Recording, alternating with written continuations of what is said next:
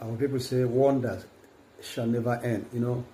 When things happen like this, we have to be very careful. We have to know how we say that out, because a lot of people will misunderstand you. Nigeria is a very complex nation, so whatever you say in a situation like this, people begin to read, is this, is that, and so on and so forth. Yes, I'm a soldier.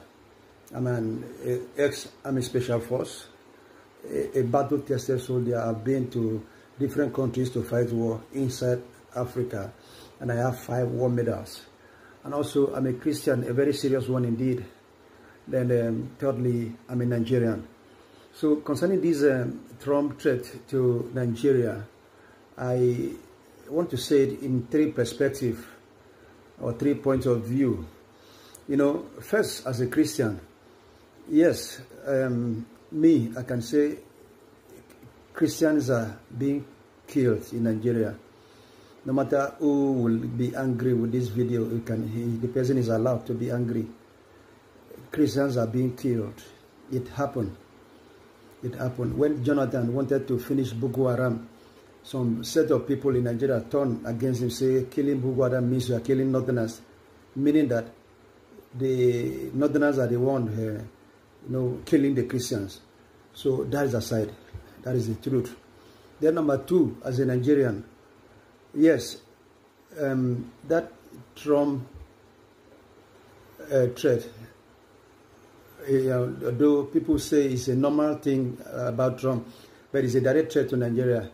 I think it should be warned. It should not be doing that. Nigeria is not a banana island. You can't just issue threat. You can coordinate attack with Nigeria.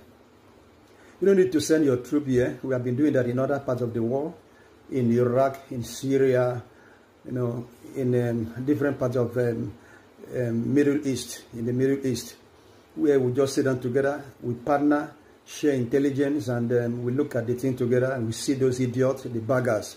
We push the buttons, and these guys are sent to their early graves.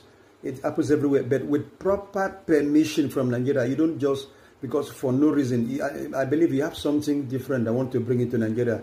It's not terrorists, because it's not today that this has been going on. Good luck went to the United States to buy weapons. People refused to sell weapons to him. Even when we tried to go and buy from South Africa, you see some people to come and disgrace us. So you better be careful. You mind the way you talk. Trump, be careful.